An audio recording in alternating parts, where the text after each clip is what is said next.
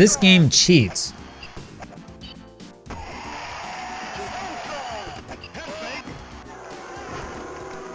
As much as I love NBA Jam, the truth is that the arcade version cheats, and it cheats like crazy.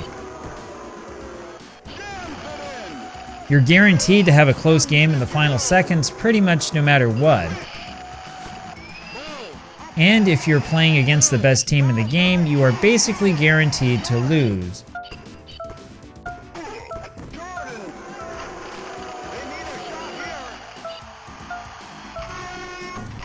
Well, I did something really crazy over the last 2 months or so. I decided to play NBA Jam Tournament Edition in hopes of, actually beating the whole game. Now, I should let you know that I wasn't playing the normal version of the arcade version of NBA Jam Tournament Edition. I was actually playing a modified ROM, and this is one that had some pretty cool features that you really should check out.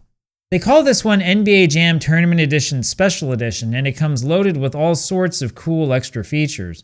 For example, the Chicago Bulls feature Michael Jordan, something that you will not see in any other officially released versions of NBA Jam. And yes, this is announcer Tim Kittredge saying Michael Jordan's name.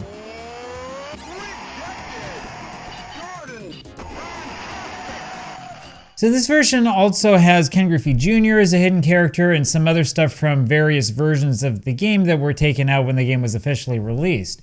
Now the thing is, you have to understand that Midway made special versions of NBA Jam for Michael Jordan, for Ken Griffey Jr., and for Gary Payton. Apparently copies of the source code of those 3 games still existed, and they were used to sort of piece this one together. It's kind of like they're taking it and making this mutant child game that never really existed. It's actually pretty cool. Now, you'd think it would be easy for us to beat the Mavericks with Jordan, but you would be wrong. I made a few defensive mistakes, and I made the big mistake of trying to dunk instead of shooting the final shot.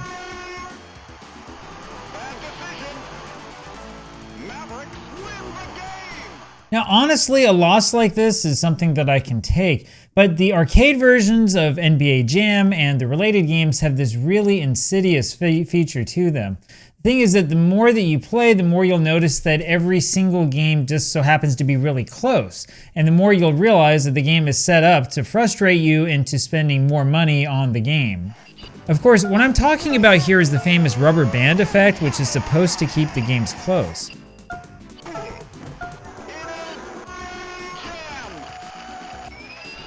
Sometimes you have good luck at the end of the game.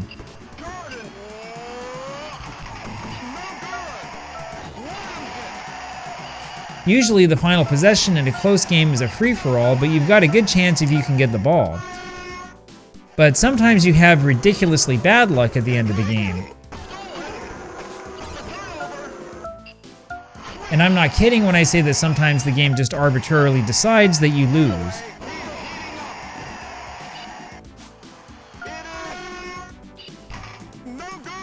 So what you just saw there is probably the most infamous feature of the rubber band effect. You see, most of us know already about what they call CPU assistance, which mostly impacts the shooting percentage in the game. But what I'm talking about here is not just the shooting percentage. This is rather the uncanny ability that the computer has to steal the ball from you no matter what in certain situations, and to get an uncontested dunk or wide open three-pointer no matter what you do.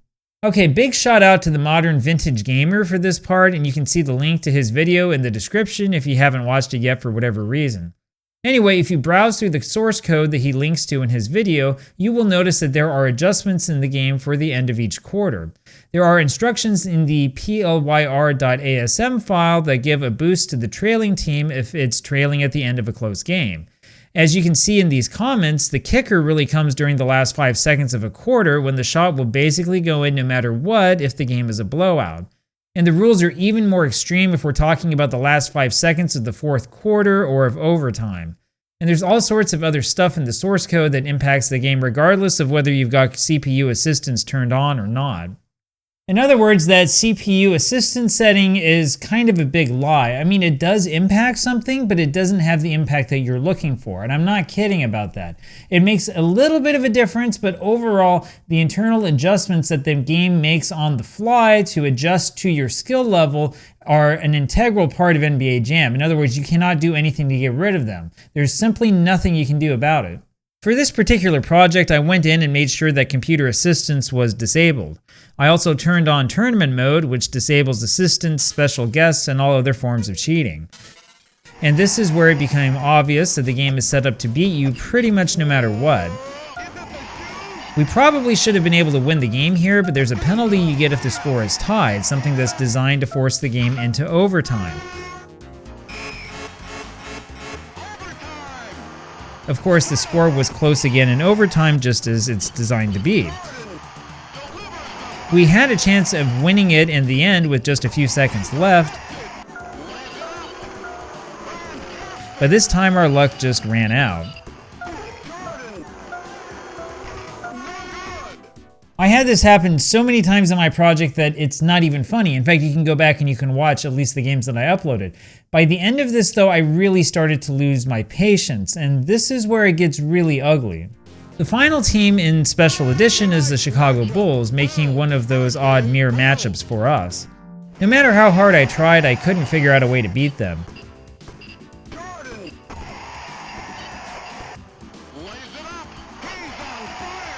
In every single one of these games I came close to winning, only to give up last-second steals and shots that absolutely devastated me.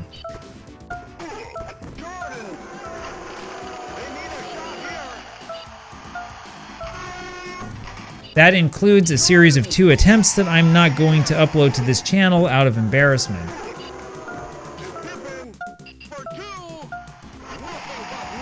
We couldn't get the steal at the end of this one. And then came the second game, and that's where I really lost it. We actually managed to get a really big lead in this game, which triggers the mechanism that makes the computer opponent much more difficult. I thought we might have a chance to win it when I put us up by 6 at the end of the third quarter.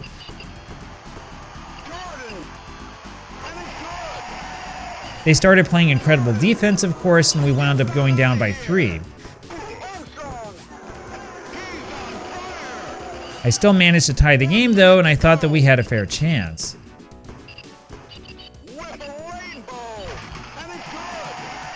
That was a big mistake, of course. Now, we didn't have a fair chance. This game is not made to give you a fair chance. NBA Jam has this really frustrating feature where the computer gets an uncontested dunk no matter what you do.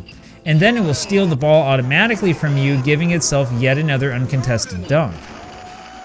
So it was this possession right here that caused me to rage quit, and you can see that I did since I don't move at all from this point on. Now if you watch closely, you'll see the crazy nerfing that I'm talking about, since Scottie Pippen can't hit a shot to save his life. He must have had the absolute worst luck in the world for this to happen. And in the end, we lost by 4 points, a game that we probably should have won. Now, this story does have a happy ending, but this is mostly because I decided to take matters into my own hands.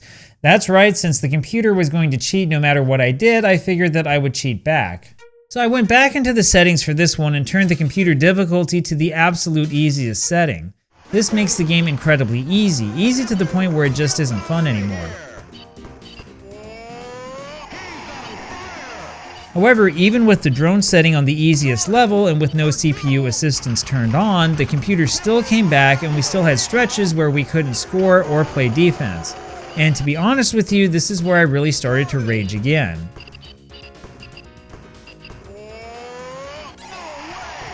Anyway, the cool thing about playing this game with an emulator is that you can cheat by saving the state. In other words, you can kind of save the game at this exact moment in time. This is really a variation of what they call save scumming, and I decided that I would do the scummiest thing possible to try to maintain and build a really big lead.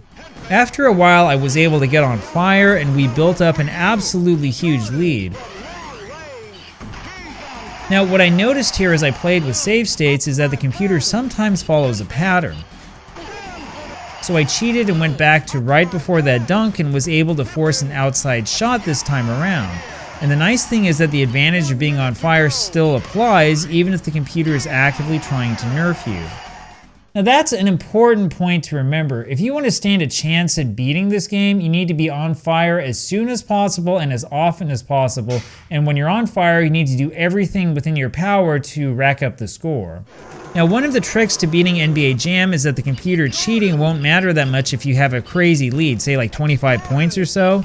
You can then run around and do really stupid stuff with most of the clock and force the computer into a really tricky position. For the final few seconds of this game, we had a bunch of craziness, lots of steals and lots of blocks. In the end, though, they did not score again. And I was finally able to get to the final screen telling me that I had beaten all 27 NBA teams. Now, it really sucks to have to do it this way, but I was seriously raging to the point where I was going to break something if I didn't do something to win. I came way too far and played this game for way too long to lose just because the computer felt like cheating. And so the project is now done, but there are a couple things I learned along the way that might help you out. The most important thing is that you actually can beat this game easily if you get a big enough lead. Once again, the only guaranteed way you have of building a big lead is to get on fire and to hit as many three-pointers as possible.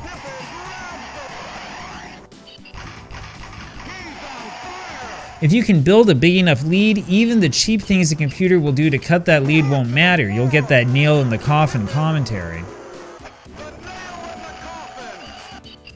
So the next question obviously is, what should you do to be on fire, right? And the answer to this is simple. You need to force the other team into taking long shots, and you need to goaltend them like your life depends on it. So while you might be tempted to do what I do here and go for the steal right away, this is actually a defensive tactic that doesn't help that much. What you want to do instead is move backwards on defense and then decide either to steal or go for the goaltend. Then, when you're on fire, you need to move back to the basket and prepare to goaltend, and make sure to try to shoot three-pointers every chance you get. If you move back and give up the outside shot, you have a pretty good chance of blocking it, and you can respond to it with more three-pointers. And if you do this just a few times, you'll build up a lead so big that the computer won't have a chance of overcoming it.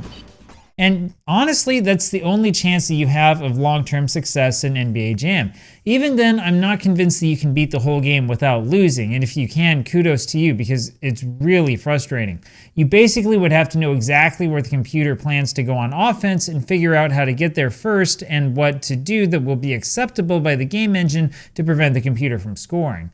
Anyway, the other crazy thing about this game is that it's absolutely full of the most insane glitches I've ever seen. The other thing about this game is that you can turn on so-called fatalities when somebody's on fire. The way that this works is simple. You just shove somebody when you're on fire and then they temporarily catch fire. Of course, Midway took this out of NBA Jam Tournament Edition after the NBA complained, but it's still part of Special Edition. Anyway, after Scottie Pippen caught fire, I triggered a really bizarre glitch. When I shoved the other Scottie Pippen over, he turned to fire, and then his sprite simply never changed back. It stayed like that through the end of the game, which featured one of those really frustrating segments of computer-assisted cheating.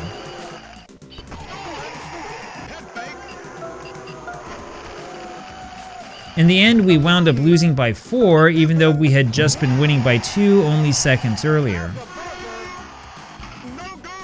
Man, I still get salty watching that. Anyway, the glitches in this game don't have anything to do with whether the computer cheats or not. It cheats whether you like it or not. But there is one other glitch that I do want to showcase because this one is really crazy.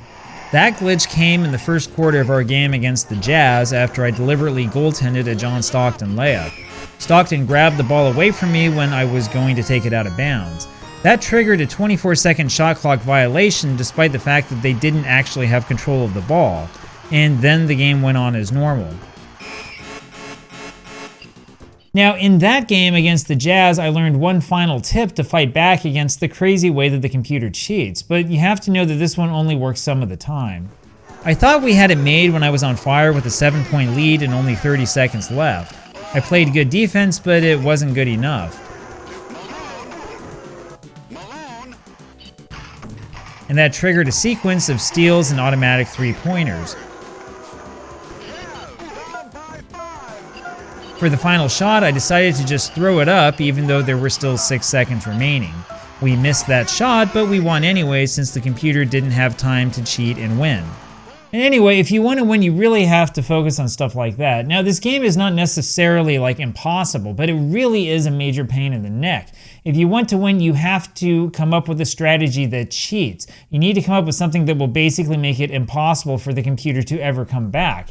And no, that doesn't mean that you should like pass it to your drone teammate more often or take more three-pointers. I've seen all of this recommended in the comments section. It's not really like that helpful. When you get in and you really seriously play this game, you realize that none of that makes a difference. What you need to do is you need to get on fire as soon as you can and as often as you can. And when you're on fire, you need to hammer down three-pointers until it's impossible to beat your lead.